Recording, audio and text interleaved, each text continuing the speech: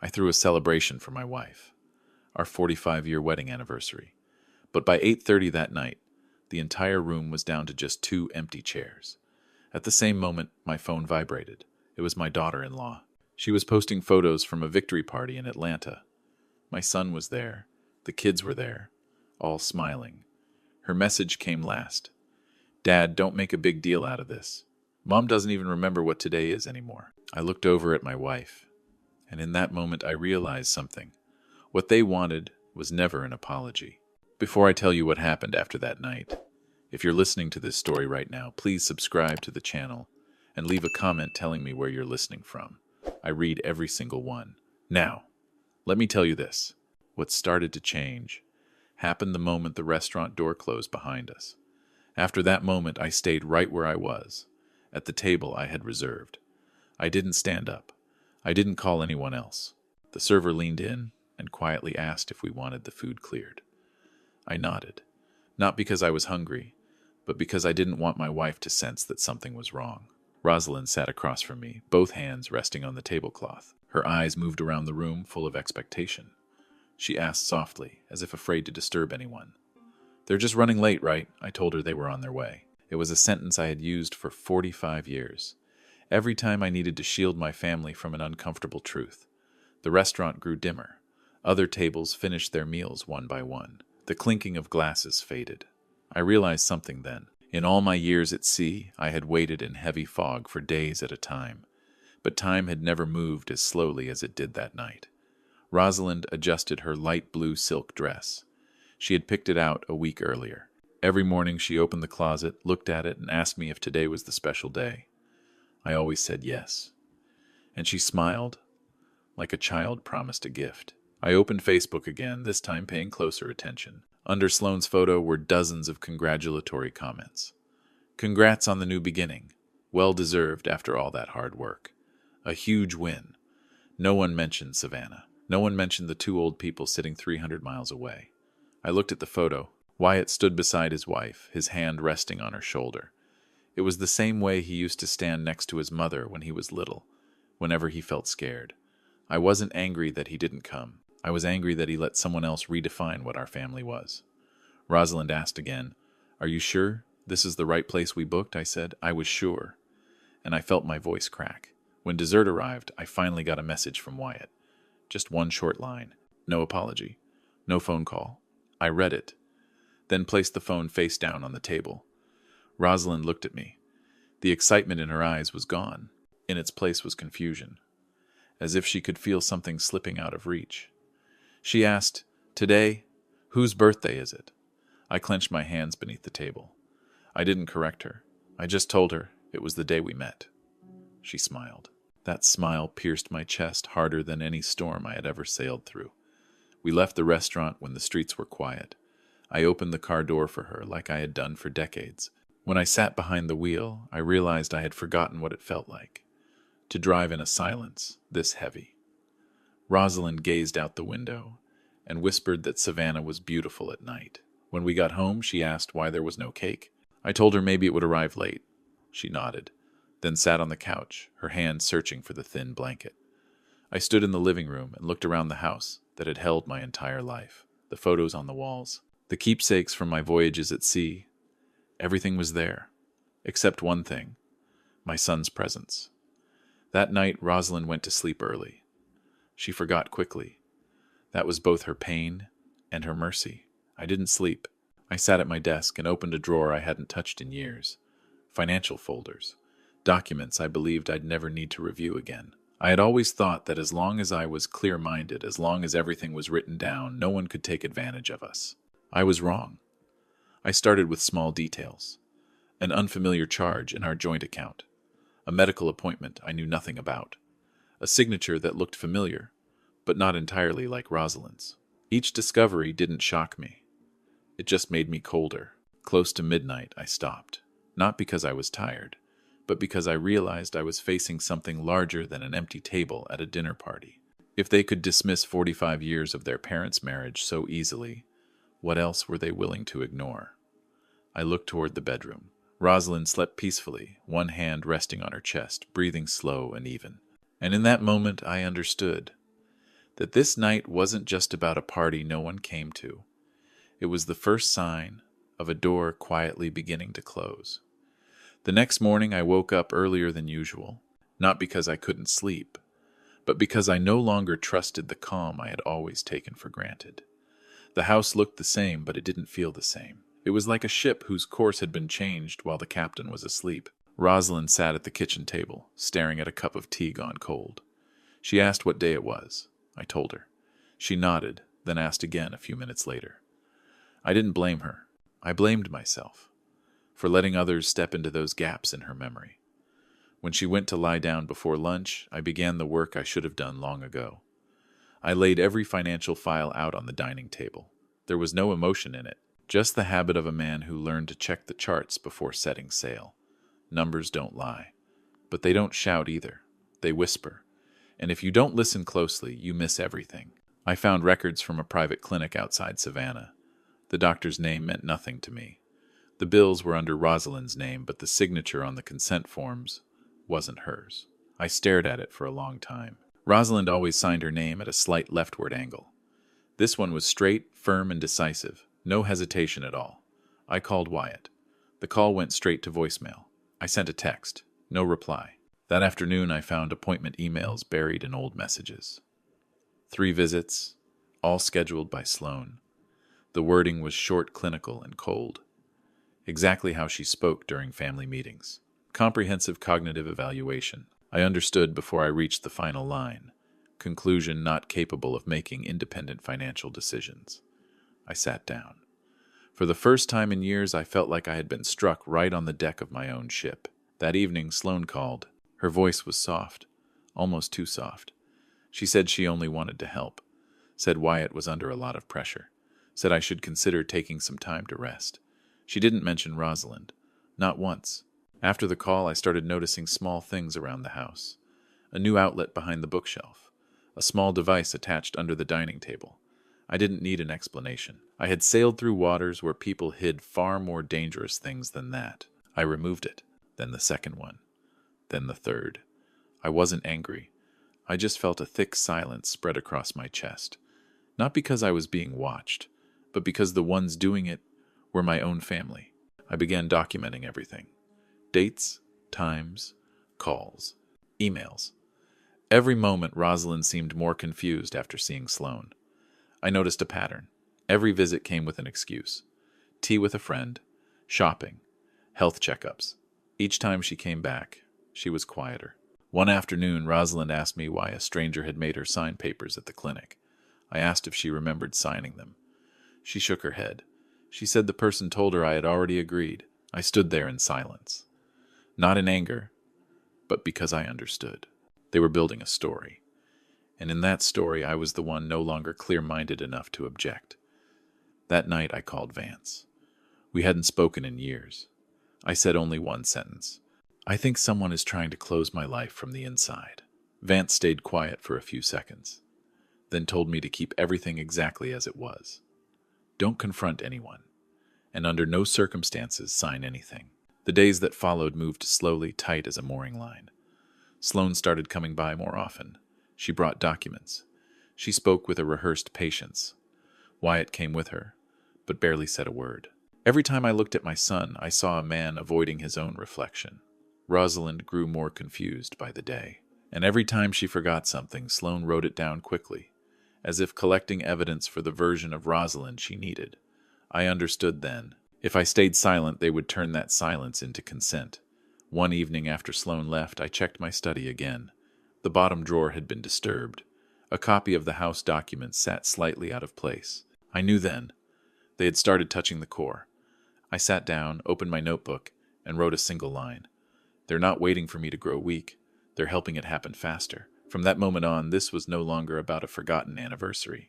It had become a race between an old man still clear of mind and those waiting for him to fall so they could collect one final signature. After writing that line, I didn't add another word to the notebook. I knew I needed facts, not feelings.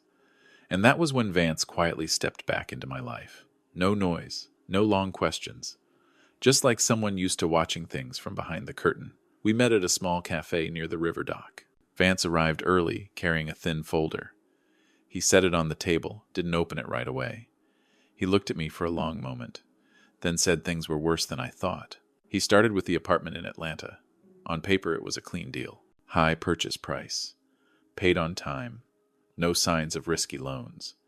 But Vance said if you followed the money closely, it didn't come from Wyatt. It moved through a shell company, then returned as a so-called preferred disbursement.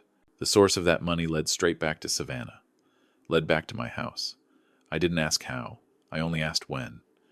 Vance said 3 months before the anniversary dinner, right when Rosalind started becoming more confused. They didn't wait for my approval. They didn't wait for Rosalind to understand what she was signing. They chose moments when her memory had gaps, and filled those gaps with ready-made explanations. Vance showed me a copy of a reverse mortgage file. My signature was on it. Very convincing. Convincing enough that if I didn't stare at it long enough, even I might have believed it was mine. Rosalind's signature was there too. Lighter than usual, more unsteady, but still familiar. I didn't feel angry. I felt cold. The kind of cold you feel when you realize the rudder has been removed from your ship. Vance continued, his voice steady like he was describing a case that didn't involve us. Sloane was in debt. Not a small amount. The kind that comes from spending beyond control. Her lenders didn't show up in suits. They showed up with terrifying patience. Wyatt was caught in the middle. Wife on one side, parents on the other.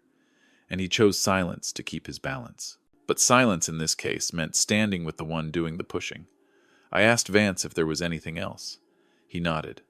This time he opened the folder. An insurance policy. Under my name. Large. Value. Short term. Beneficiary. Sloane. I looked at the signing date. I wasn't in Savannah that day. I was walking along the river with Rosalind. There were photos. Receipts. Clear timestamps. But the signature was still there. Vance didn't use harsh words. He just said, "This kind of thing is usually used when someone needs a quick exit." I closed the folder. I didn't ask more questions. Not because I was afraid, but because I could see the picture clearly enough. On the drive home, I thought about the apartment in Atlanta. New furniture, wide balcony, city lights, a place with no memories, no old photos, no scent of riverwood in the walls. A place paid for with the silence of 2 old people. That evening I watched Rosalind more closely. She sat in her chair, knitting. Sometimes she paused, looked at me as if trying to piece together a fragment of memory. I didn't speak. I just sat a little closer. My phone vibrated. A message from Sloane. She asked if I had considered the proposal about transferring responsibility. She said everything would be simpler for everyone. I set the phone down. I didn't reply. Instead, I opened the safe. I took out the original documents. The ones I once believed didn't need much protection. I photographed them, organized them, and noted every small detail. Not to strike back right away, but to prepare. A few days later, Sloane came by alone. She brought fruit, spoke softly. She talked about the new apartment, the view, how the kids were adjusting so well to city life. Rosalind listened, nodded, then asked, "Have we ever been there?" Sloane smiled, a very quick smile. Then she said, "We have Mom. You just forgot." I remembered that moment. Not her words, but the way she cut through Rosalind's memory as if it were a page she could simply replace. That night I called Vance again. I told him I was ready. He asked ready for what I said, ready for them to believe I'm tired. Vance was quiet for a moment. Then he said, "If you want to end a dirty game, sometimes you have to let the other side believe they've already won." I looked around the house. The photos. The old scratches on the railing. I thought about that apartment. And I understood then, what they had really bought wasn't just concrete and glass. They bought my absence. And if that was what they wanted, I would let them feel what it's like to walk into a house they believe already belongs to them, only to find it has been waiting to be exposed. I began to slow down. On purpose.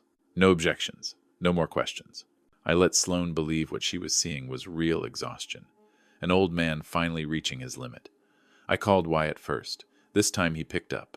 I told him my health wasn't good, that I didn't want to handle paperwork anymore, that I needed to get everything organized and simplified. On the other end of the line, I heard a quiet exhale, like a weight had just been lifted. 2 days later, Sloane showed up with a man in a dark suit. She introduced him as her personal lawyer. Her voice was lower, more careful now, but her eyes couldn't hide the excitement. She said I was thinking clearly, and just in time, I invited them into the living room. Rosalind sat beside me, hands resting on her lap, eyes drifting. I saw Sloane glance at her briefly, then look away as if she was already used to Rosalind no longer being a factor. I said I wanted a proper meeting, a small dinner, like a farewell to old responsibilities, I said. Sloane nodded immediately. Wyatt hesitated for a second, then nodded too. That evening I set the table in the dining room. No flowers, no music, just enough light.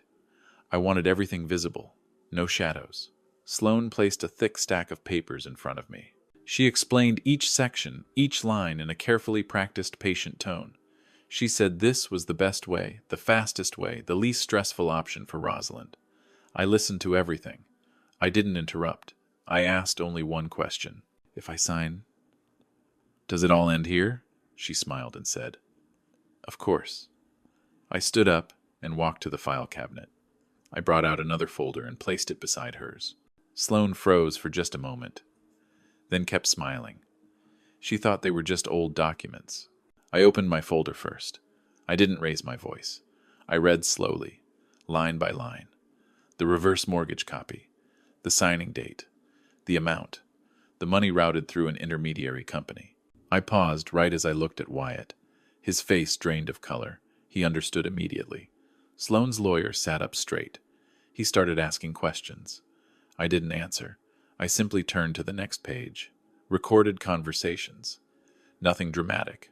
Just everyday language. About placing Rosalind in a more cost-effective facility. About speeding things up. About how Ben isn't as sharp as he used to be. The room grew so quiet I could hear the wall clock ticking. Sloane jumped to her feet. She said it was a misunderstanding. She said someone was manipulating me. She turned to Wyatt, called his name. Wyatt didn't look at her. He lowered his head. I turned to the final page. The insurance policy. My name, a forged signature, the beneficiary. I didn't need to explain. Placing it on the table was enough. Sloane reached for the papers as if to pull them back. And at that exact moment, the doorbell rang. Vance walked in with two others. No noise, no rush. Just enough presence to change the air in the room. Sloane's lawyer stood up, demanding clarification. Vance showed his credentials and said there were a few questions that needed to be answered elsewhere. Rosalind looked up then. She glanced around, then at me. She asked softly, "We're at home, right?" I took her hand. I told her yes. Wyatt dropped to his knees. No one told him to. He just collapsed there, tears hitting the wooden floor. He said he was sorry. Said he didn't think it would go this far. Said he only wanted to keep the family together. I looked at my son for a long time. I wasn't angry. I didn't comfort him either. I said one sentence, slow and clear. You let someone else put a price on your parents. That was your choice. Sloane was escorted out of the house. She didn't look at me anymore. She looked around instead, as if she still couldn't believe this was how it ended. When the door closed, the house became strangely quiet. Not an empty silence, but the kind that comes after a long pressure finally lifts. I sat down. My body felt drained, but my mind was clear. I knew I had just closed a door, not only on Sloane, but on the version of myself who once believed silence would preserve peace. Rosalind rested her head on my shoulder. She didn't ask questions. There are things she doesn't need to remember, and things I will remember for her. Outside, river wind moved across the porch. I knew that after this night there was no going back. But for the first time in months, I no longer felt pushed aside. I didn't win with strength. I simply stood still, at the right moment, and let the truth step into the light on its own. After that night, I didn't take a single step toward confrontation. I had said what needed to be said. The rest no longer belonged to my emotions. It belonged to the natural order of life. The days that followed were quiet. Sloane didn't come back. Wyatt didn't either. I didn't wait. Some distances, once opened, don't need words to fill them. They exist on their own, as consequences. I focused on Rosalind. Every morning I made her tea and sat across from her. I repeated simple things. What the weather was like, where we were, who I was. Some days she remembered. Some days she just smiled and trusted me without remembering. I learned to accept both. I called an independent advisor, not to hold on to everything, but to arrange it in a way no one could touch with practiced charm. The river house was revalued. Part of the assets went into a trust for the grandchildren. Wyatt's name and Sloane's appeared nowhere in any position of control. I didn't do it to punish anyone. I did it out of responsibility. When everything was clear on paper, I began thinking about leaving. This house held too many memories to keep living as if nothing had happened. I didn't want every wall to repeat an old question. I sold the estate quietly. No parties, no goodbyes. Just a decision. We moved to a coastal community where the wind is steady and people are used to living slowly. There, Rosalind was cared for properly. No rushing, no cold note-taking. Just people who knew how to listen. Some afternoons, she sat on the porch watching the waves. She would ask if we were on vacation. I told her yes. And in a way, I don't think I was wrong. Vance stopped by from time to time. He didn't say much about what was happening behind the scenes. I didn't ask. I only knew that some doors had closed, and this time they weren't opening again. One day I received a letter from Wyatt. Not long, no excuses. Just an apology and a line saying he was trying to fix what he still could. I read it, folded it, and placed it in a drawer. I didn't reply right away. Not out of bitterness, but because some answers need time to become real. Rosalind doesn't remember Wyatt often, but whenever she sees photos of the kids, she still smiles. I keep those smiles. I don't tell her things she doesn't need to know. She gave me a full lifetime already. The rest, I'll carry. Some nights I sit alone, looking out at the sea. I think about that anniversary dinner. 2 empty chairs, 1 cold message. If it weren't for that night, I might still be believing everything was fine, until I no longer had the strength to respond. I came to understand something late, but clearly, family isn't something you preserve through endless tolerance. When someone starts seeing you as a number, your job isn't to beg them to remember who you are. It's to remind yourself to stand upright. Rosalind steps out onto the porch and takes my hand. She asks what I'm thinking about. I tell her I'm listening to the waves. She nods, as if that answer is enough. I don't need to prove anything anymore. No victory, no recognition. I just need to know that when everything was tested, I didn't trade my dignity to hold on to a version of love that had already warped. Life after 70 isn't about starting over. It's about living what remains, with integrity. If you're listening to this story and wondering what you would do in that situation, I don't have grand advice. I only know one thing. When your silence is being used against you, speak once. Not to destroy anyone, but to protect the value of who you are. I did that. And for the first time in a long while, I slept peacefully, knowing the door I closed was the door that led to a calmer life for both of us. If you stayed with me until the end of this story, thank you for taking the time to listen. If it made you think, please like, subscribe, and share, so others who may be in a similar place know they are not alone. The lesson I took from all this is simple. Family is where love begins, but dignity is something no one has the right to take away, not even those closest to you. When you learn to value yourself, you don't lose real family. You only filter out what was false. Thank you for being here, and I wish you the clarity to protect the most important values of your life.